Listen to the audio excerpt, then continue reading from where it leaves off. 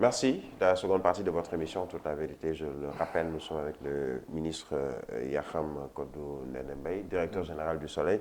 Tout à l'heure, avant la césure, on parlait de ce devoir de transparence, ou en tout cas par rapport à cet achat de denrées, ces commandes de denrées, mais également les véhicules qui ont transporté ou qui vont transporter ces denrées alimentaires au fin fond du Sénégal.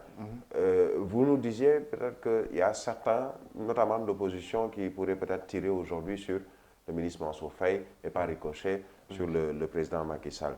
Est-ce qu'aujourd'hui, vous, journaliste, que l'on connaît depuis un certain nombre d'années, cela ne dérange pas que l'on ait un effet genre bis repetita, Karim Wade, proche du chef de l'État ou ancien Macky Sall, aujourd'hui Mansour Faye ou tous ceux qui entourent le président Macky Sall, qui sont empêtrés un peu dans ces histoires, vrai ou faux, de toute façon.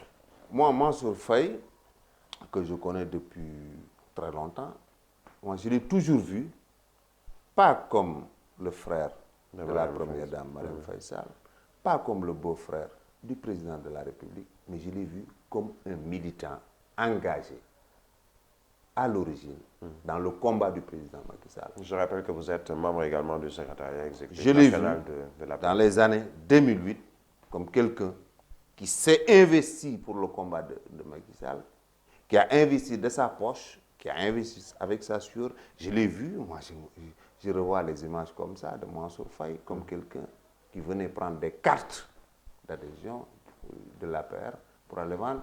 Donc, je n'ai jamais vu Mansour Faye dans une posture de frère ou de beau-frère. Donc, je le considère comme un camarade, comme un ami, dont je revendique l'amitié, la proximité, qui est là, qui a toujours combattu. Et vous verrez quand même dans notre planète APR que quand même c'est l'un des plus policiers, c'est l'un des plus cool, je peux dire. Mansour, c'est sans esclandre. C'est quelqu'un qui a un commerce facile, qui est d'une politesse extraordinaire et qui a existé avant la paire. Il faut que les gens arrêtent de penser, de comprendre que nous sommes tous, avant 2012, des chômeurs consorts, des gens qui ne signifiaient rien, qui sont venus dans les fourgons de la paire pour être au pouvoir. Moi, aujourd'hui, je suis directeur général. Pour participer au partage du Aujourd'hui, je suis directeur général. J'étais directeur général du groupe Comset en 2002. J'avais 33 ans. Et le groupe Comset en 2002 pesait plus lourd que le soleil. En termes de ressources humaines, en termes d'organes. On avait 3 ou 4 journaux, une imprimerie, une radio. Et à ce moment, j'étais mieux payé qu'un ministre, 2 fois ou 3 fois plus, mieux payé qu'un député. Donc nous n'avons pas existé à partir de 2012. Nous avons existé avant 2012. À un moment de notre existence, nous avons décidé, nous avons jugé qu'on voulait nous imposer une dévolution monarchique. On voulait mettre à terre la République et nous imposer autre chose qui est incompatible avec notre nature de Sénégalais, avec notre parcours démocratique, avec l'histoire de notre République. Nous nous sommes rebiffés. Et nous avions eu un leader qui était le président Macky Sall. Nous l'avons accompagné. Dans ce combat, il n'y avait pas de beau-frère, petit frère, grand frère et consort. C'était un combat. Donc, il faut que les gens voient Mansour Faye, pas comme le frère de Marème Faye Sall, première dame, pas comme le beau-frère du président de la République Macky Sall, mais comme un militant de première heure, un militant qui s'est beaucoup investi, qui a investi de sa poche, qui a investi de son corps, qui a investi de sa sueur, pour qu'on, et de manière modeste, sans revendiquer quoi que ce soit. Mais je pense que c'est normal pour l'opposition. Mais je pense que pourtant, le moment... on a moins entendu l'opposition durant cet épisode. On a plus entendu la société civile que l'opposition. On n'entend pas l'opposition de par leur grand leader, de par leur tête de pont. Mais quand vous voyez les médias, quand vous voyez les réseaux sociaux, l'Internet, c'est l'opposition. C'est l'opposition. Moi, l'opposition... Certains reprochent, par exemple, vous parliez tout à l'heure de dévolution monarchique du pouvoir en parlant de Karim Wade et Maître Abdoulaye Wade, mais d'autres diront tout de suite qu'on prépare Mansour Faye comme pour pouvoir être le dauphin Moi, je pense que c'est même insulter l'histoire de notre parcours politique. C'est insulter l'histoire de l'APR. Comment l'APR est né? Dans quelles conditions? Comment nous nous sommes battus de 2008 à 2012? Comment nous avons pu faire prospérer nos idéaux que de nous comparer quand même de comparer Mansour Faye à Karim Wade. Je ne vais pas entrer dans les détails parce que le moment ne sied pas à des invectives ou à rappeler des choses. Mais quand même, nous sommes tous doués d'intelligence. Nous avons une mémoire. Mais c'est quand même insulter l'intelligence, insulter l'histoire de la paix, insulter l'intelligence des Sénégalais que de vouloir faire cette comparaison. Mansour Faye, c'est quelqu'un qui a toujours travaillé, qui s'est toujours battu. Certes, parmi nous, il y a des gens qui ont accédé à des positions quand même appréciables à la survenue de l'alternance. Mais l'écrasante majorité, nous existions matériellement, humainement, au niveau de la société, bien avant qu'on ne pense même à la paix, bien avant même que le président Macky Sall s'imagine qu'un jour, il serait victime de pratiques ignobles, de pratiques détestables, pour qu'en définitive, il décide de rompre avec le président Abdoulaye Wade, à qui il reconnaît toujours il manifeste toujours cette reconnaissance, parce que personne n'a jamais vu le président Macky Sall dire sujet, verbe, complément contre le président Abdoulaye Wade, et il ne le fera jamais. On est quand même au Sénégal et en Afrique où, on le sait, il y a ce respect des anciens. Alors, de manière générale, vous parlez du président Abdoulaye Wade, d'une certaine partie de l'opposition, pour ne pas dire toute l'opposition, qui s'est rangée derrière le président Macky Sall durant cet épisode du Covid-19. Yakham Mbaye, est-ce qu'on peut penser qu'après cet épisode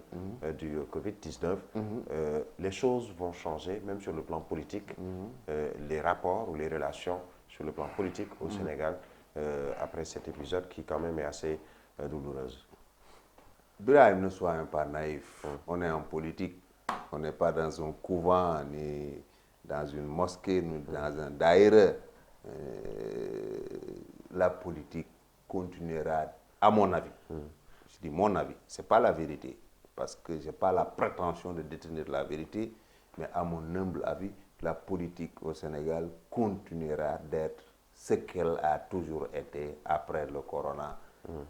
Mais tant mieux si il peut y avoir une prise de conscience. Aujourd'hui, il s'agit d'un cessez-le-feu, on peut le dire ainsi.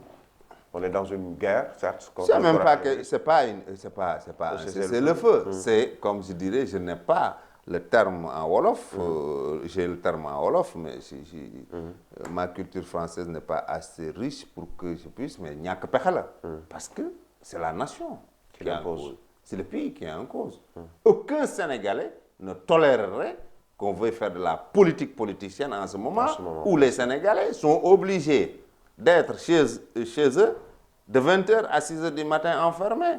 Si exceptionnellement, comme vous et moi, journalistes et autres, nous n'avons pas des autorisations de circuler exceptionnelles, les Sénégalais n'accepteraient pas de combiner la peur le jour, de combiner le stress du confinement de 20h à 6h du matin et d'accepter que des politiques ou des politiciens viennent ajouter à leur stress. Mais c'est sûr qu'après ça, il y aura toujours cette logique de ce qui anime le pouvoir en confrontation avec ceux qui sont dans l'opposition. Le pouvoir sera je pense que le monde, après le coronavirus, c'est ma conviction, ne va pas d'un claquement de doigts changer. Comme ça, mais je pense que le monde pourrait, certaines prises de conscience peuvent se faire. Ce n'est pas pour rien que le président Macky Sall, quand même dans ses écrits, ces derniers temps, qui ont été appréciés de manière magistrale, appelle à un renouveau de l'ordre mondial, appelle à l'annulation de la dette. Là, on parle de moratoire. Mais comme le dit le président Macky Sall, il n'a pas assez de pouvoir, le Sénégal n'a pas assez de pouvoir pour donner des injonctions à la communauté internationale, aux grandes puissances. Mais il a fait son devoir d'homme, il a fait son devoir de leader, dire ce qu'il devait dire, quand il fallait le dire, comme le pape le pape Jean-François a eu à le dire. Parce que, Birahim, quoi qu'on puisse dire, je pense que ce qui fait la différence entre les hommes, c'est de pouvoir, à un moment déterminé, hein, oublier ses droits, hein, et sacraliser Sortir ses de devoirs, cet ego. s'occuper de ses devoirs. Le président Macky Sall, en ces circonstances, il a oublié ses droits. Il a fait face, il a pris en charge ses devoirs vis-à-vis du Sénégal et des Sénégalais, ses devoirs vis-à-vis de l'Afrique et des Africains, ses devoirs vis-à-vis de la communauté internationale et des citoyens du monde. Alors, parlons justement du président Macky Sall. Très récemment, sur France 24 et RFI, est revenu justement, vous parliez tout à l'heure de ce couvre-feu de 20h à 6h du matin, avec, on le sait, pour un confinement, il l'a dit, ce sera très difficile pour un peuple comme le peuple sénégalais, mais il pourrait peut-être corser les choses avec un couvre-feu qui courrait de 17h, 18h à peut-être 7h du matin.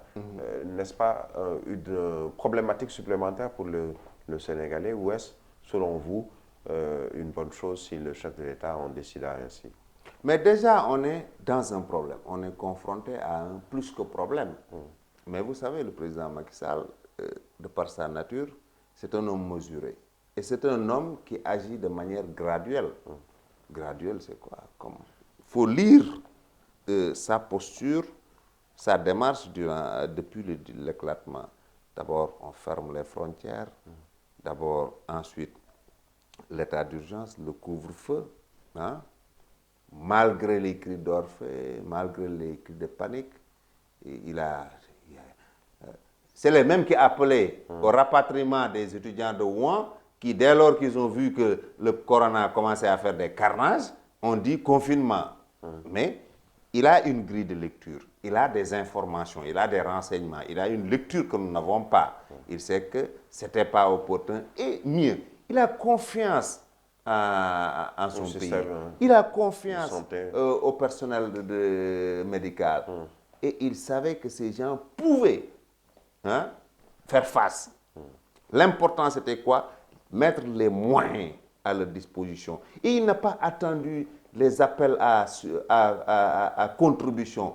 Je vous dis, dès le 2 mars, Conseil présidentiel, 1,4 milliard est décaissé, mis à la disposition du personnel de santé, compte tenu des appuis des bailleurs comme l'OMS, les États-Unis et consorts, qui font fonctionner la mécanique. Mais il est évident que si demain, je ne le souhaite pas, que Dieu nous en préserve, qu'il y ait des développements qui imposent un confinement, mais je pense que il prendra la responsabilité. Et même s'il ne le prenait même pas, si on était dans une optique où le président ne le prenait, mais les Sénégalais tiennent à leur vie. Bien sûr. Si la maladie, il y a certains qui se sont autoconfinés depuis déjà assez longtemps. Mais moi qui vous parle, je me suis autoconfiné. Je vous donne l'exemple aujourd'hui. J'ai dit 80% du personnel rédactionnel du Soleil est libéré. Ils sont en congé. On leur dispense de venir travailler. Les 20% qui sont constitutifs de directeurs, de chefs de service adjoints, parce qu'il faut que le Soleil sorte, soit publié. Parce que le Soleil, c'est quand même un outil, c'est quand même un élément dans le dispositif de guerre contre le coronavirus. Il faut que le Soleil publie... Comme finalement le sont pratiquement même aujourd'hui, tout le monde est dans le service public. Mais toute la presse est dans le je dis presse publique, presse privée. Donc, aujourd'hui, quand vous prenez le staff de commandement, après le personnel médical, mais ceux qui viennent en troisième position, c'est la presse. Tout à fait. Privée ou publique. Tout à fait. Parce que c'est le Sénégal. Donc, si demain, on devait être confronté, je ne le souhaite pas, que Dieu nous en garde, à un développement fulgurant de cette maladie, et que le confinement serait la mesure radicale, optimale, mais rassurante, mais on serait confiné. Est-ce qu'on ne peut pas aller vers ça, Yakham, si on voit un peu, vous êtes Sénégalais, vous l'avez dit, Sénégalais pas seulement de Dakar, vous avez parcouru pratiquement tout le Sénégal. Le comportement du Sénégalais aujourd'hui fait douter, dans la mesure où on parle de couvre-feu dans certaines localités. Le couvre-feu n'est pas respecté déjà de 20h à 6h du matin. On parle de mesures ou gestes barrières de distanciation sociale, ce n'est pas respecté en journée. Le Sénégalais doit-il changer, voir un peu ce qui se passe ailleurs pour peut-être parfaire son... Mais vous savez, Ibrahim, vous et moi, nous sommes tout le temps au-delà des heures du couvre-feu, en activité, en mouvement, parce que nous avons des autorisations de circuler spéciales, parce que nous sommes des journalistes, nous sommes des hommes de presse. Mais je vais vous dire, honnêtement, moi, je suis sidéré chaque nuit, du soleil à chez moi, aux différents, comment on les appelle, checkpoints, quand je vois des Sénégalais, et je les entends discuter, qui sont instruits, qui savent lire, qui ont pris connaissance des mesures. Et qui sont interpellés. Et qui sont interpellés là. Et qui doivent rester de 20h à 6h du matin sur place. Et tout ce qu'ils disent aux policiers ou aux gendarmes, ça ne tient pas la route. C'est des histoires de oui, j'étais là, et je n'ai pas vu l'heure, ou j'étais. C'est-à-dire, le problème est comportemental, le problème est sociétal, le problème est sénégalais, le problème c'est pas Macky Sall. Le problème est profond finalement. Le problème c'est pas le Macky Sall, le problème c'est pas le gouvernement de Macky Sall, c'est pas le pouvoir, c'est pas le régime. Et hier c'était pas Abdoulaye Wade, c'était pas le régime d'Abdoulaye Wade, c'était pas Senghor, c'était pas Abdou Diouf, c'est nous. Mais on fait la politique de l'autruche. Au lieu de faire face à nos manquements, de procéder à une introspection et de dire ce qui ne va pas, on préfère toujours se défausser sur Ngour. Aujourd'hui, on est là. Mais s'il y a l'insalubrité devant chez moi, si je gare mal ma voiture devant chez moi et que ça empêche les voisins, ça empêche les visiteurs du quartier de pouvoir circuler librement, est-ce que c'est la faute de l'État? Oui. Dès lors que peut-être l'État constate cette infraction... Parce que quelquefois, on dit que l'État ne sévit pas. Quelquefois, comme dirait l'autre, mais devant l'indiscipline... Il faut quelquefois le bâton. Devant l'indiscipline, vous me passez le terme, de nos compagnes, de nous tous, les Sénégalais. Mais je pense qu'il faudrait peut-être, s'il fallait sévir, il faudrait au minimum multiplier les forces de police par 10 et les forces de défense et de sécurité par 10. L'indiscipline qu'il y a ici, le manque. Je vous dis que moi, je suis sidéré. Mais certains parlent de relâchement. Du journal Le Soleil à mon domicile, mais ça ne fait pas 10 kilomètres. Mais à chaque nuit, je vois des dizaines de personnes. Des retardataires qui sont arrêtés par les... À bord de leur voiture, sans permis, sans rien, qui sont interpellés vers minuit, 1h du matin, et qui, pas plus tard qu'hier, des gens à bord de scooters consorts. C'est-à-dire, ces gens, c'est comme s'ils se disaient l'État... C'est une manière de narguer peut-être. C'est-à-dire, s'ils se disaient l'État, la République, les lois, les décrets, tout ça. C'est de la fiction. Mais ce n'est pas pour nous. C'est de la fiction. C'est de la fiction. Nous allons peut-être très rapidement revenir sur... vous parliez tout à l'heure des comportements des Sénégalais de manière générale, mais on l'a vu même également avec nos hommes politiques. Il y a par exemple cette distribution de denrées alimentaires ou d'aide alimentaire, nonobstant peut-être celle qui vient de l'État. Déjà dans les mairies, on a l'impression qu'on a commencé à politiser la chose.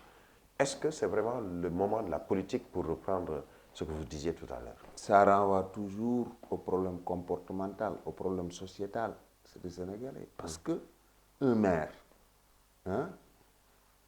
il gère une communauté diverse. Un maire ne gère pas une communauté de partis politiques. De partisans. De partisans. Quand on vous donne, quand on met à disposition une aide alimentaire sur la base de deniers publics, vous êtes dans votre commune. Il n'y a pas de distinction à faire entre le PDS, Rewmi, PASTEF, APR. Il n'y a pas de distinction à faire entre Benno, entre Taxawu, entre je ne sais pas quoi. Donc, ça... Et ce n'est pas aussi une affaire de famille. Oui. Et on ne peut pas, dans une municipalité, dans une commune, venir prendre une aide alimentaire destinée à la population et les mettre entre les mains d'un responsable politique de votre bord. Alors que les quartiers sont organisés au-delà de ces histoires. Il y a des délégués de quartier, il y a des chefs de quartier, il y a les Badianou Gokh, il y a la société civile dans les quartiers, il y a les ASC. Il y a les ASC. Il y a les ASC.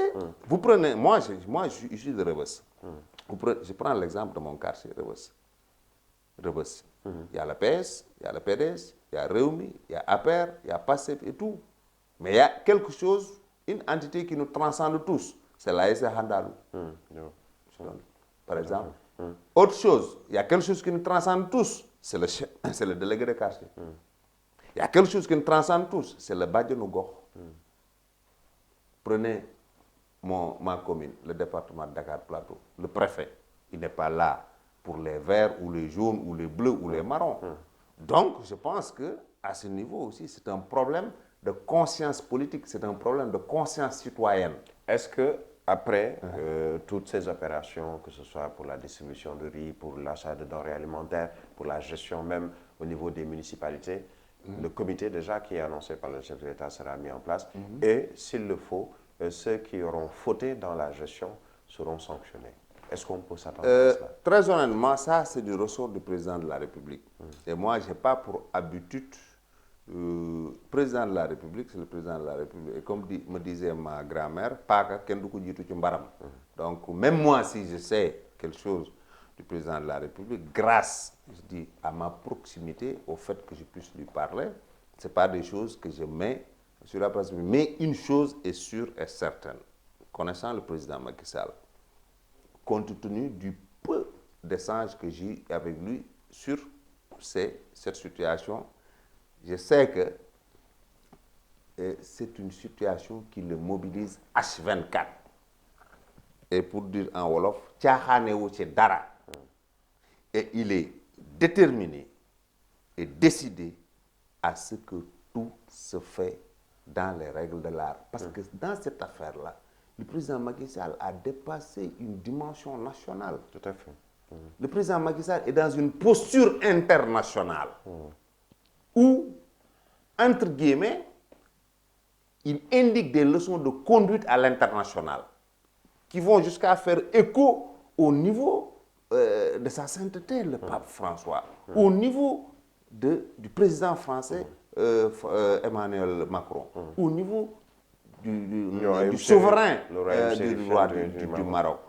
Tony Blair, l'ancien premier ministre britannique. Est-ce que vous pensez que le président de la République, qui a cette posture internationale, qui a cette posture de leadership, peut se permettre d'appeler le monde, la communauté internationale, à une posture, à une démarche, et vouloir tolérer qu'il y ait des choses qui n'aillent pas dans les règles de l'art ici, parce que ce seraient des politiciens à gauche et à droite, des gens qui n'ont que des préoccupations communautaristes, des préoccupations locales, pour gâcher son travail. Il ne l'acceptera pas. C'est pour cela, vous avez bien entendu sa réaction lors de son entretien avec France 24 et RFI, il dit qu'il n'est pas dans les détails. C'est un chef, il est dans une posture de chef de guerre. Comme je le disais tout à l'heure, comparaison n'est pas raison, j'utilise ce terme stratégique, ce terme militaire, le culte de l'offensive. Le président Macky Sall, il est dans une culte de l'offensive, mais pas comme une culte de l'offensive comme on a connu lors de la Grande Guerre, qui consistait à faire massacrer des gens, dans une culte de l'offensive parce qu'il se refusait dans une position d'attentisme, défensive, pour que cette maladie ils finissent par nous vaincre. Ouais, donc, cette culture de l'offensive, c'est la prise d'initiative. Comme je l'ai dit dès le départ, conseil présidentiel. Moralement, il a armé le personnel médical. Ou du moins, le staff management du personnel médical. On parle de moralement, avec un discours, matériellement, financièrement, et en ayant un suivi, je dis, heure par heure. C'est comme, je pourrais dire, que le président de la République, avec ce coronavirus, c'est comme s'il est dans une réunion permanente de Conseil national de sécurité. Est-ce que c'est pour cette raison qu'on le voit presque plus? On l'a vu une seule fois, c'était lors de la réception des tonnes de riz au port autonome de Dakar. Certains disent que le président s'est confiné. Est-ce qu'on peut dire qu'il s'est confiné ou est-ce qu'il est plus occupé à s'occuper des Sénégalais que... À ma connaissance, absolument rien n'a changé, parce que le président Macky Sall, je me suis toujours étonné de savoir son secret, c'est quelqu'un qui travaille plus ou moins H24. Absolument rien n'a changé dans son comportement, si ce n'est le respect scrupuleux des mesures de prévention et de précaution édictées par l'autorité étatique, pour ne pas dire le personnel sanitaire. Évidemment, la distance stratégique, le port du masque et autres. Il travaille. Je peux même dire cette formule, le Conseil national de sécurité, c'est comme si c'était un Conseil national de sécurité H24. Qui se tient finalement chaque jour. Alors que c'était le lundi, maintenant c'est presque tous les jours. Parce qu'en fait, il s'agit de sécurité nationale. Tout à fait. Il s'agit des Sénégalais. Donc, le président, il est en contact permanent avec ses collaborateurs, tant au plan sanitaire, tant au plan sécuritaire, tant au plan communicationnel et tout. Et comme je dis, je le répète, c'est une personne qui charme par sa capacité d'écoute extraordinaire. Il ne se lâche jamais d'écouter. Il écoute ce qu'il doit écouter, ceux qui sont censés lui donner des conseils ou des orientations pour le bien-être des Sénégalais. Et en fin de compte, comme De Gaulle, qui disait « j'écoute tout le monde, je décide seul ». Parce que c'est lui que les Sénégalais ont choisi pour qu'il décide seul. En tant que chef de l'État, certes, il a, comme vous le dites, il écoute tout le monde, il a des conseils avisés de tous bords, mais quand il y a une décision, finalement, il est le seul à prendre cette décision. Tous les chefs d'État... N'est-il pas dans cette solitude quelquefois? Non, tous les chefs d'État sont à la fois seuls et entourés. Et c'est son cas. Entourés. Présentement, tout le monde, mais tout le monde, que ce soit Emmanuel Macron, Poutine, Trump, Macky Sall, Mohamed VI, Barrow, Alpha Condé consort, tous les présidents sont entourés. Mais au moment de la décision, on est seul. On est seul parce que c'est vous qu'on a choisi. On est seul parce que là, vous faites face à Dieu et à votre conscience. Vous décidez. Et en tenant compte quand même des avis, des choses. Mais comme on pourrait le croire, Macky Sall isolé seul, non. Il est entouré de sa famille, il est entouré de ses amis, de ses collaborateurs. Il est sage. C'est quelqu'un qui ne cède pas, je ne l'ai jamais vu, en près d'un quart de siècle, le fréquente, c'est quelqu'un qui ne cède pas à la panique, c'est quelqu'un qui ne cède pas à la pression. Il fait face avec lucidité, humilité, mais qu'on oublie toujours, avec un esprit de synthèse, parce qu'il est un ingénieur. Il est factuel. Le président Macky Sall n'est pas émotionnel, il est factuel. C'est-à-dire qu'il analyse, comme dans l'affaire de Rouen, c'est l'émotion qui a prédominé par rapport à tout le monde. Il était seul contre tout le monde. Les gens ont versé dans l'émotion. Lui, il a été factuel. Il a analysé la situation de par les avis qu'il a reçus et la situation de manière factuelle. Il a analysé et agi de manière factuelle. Et tous les Sénégalais aujourd'hui doivent lui rendre grâce d'avoir eu cette posture absolument responsable. Parce qu'il aurait fait qu'aujourd'hui, ça aurait été le lynchage. On aurait dit, voilà, il est irresponsable, il a cédé à la clameur populaire. C'est ça. Finalement. Yakham Codou Ndéné Mbaye, je vous remercie. On est au terme de cette émission. C'est toujours un plaisir de converser avec vous. Merci à vous. C'est moi qui vous remercie, Brahim. Merci également à vous autres téléspectateurs de la Sen TV et de Zik FM, puisque cette émission est également sur Zik FM. Rendez-vous dimanche prochain pour un nouveau numéro.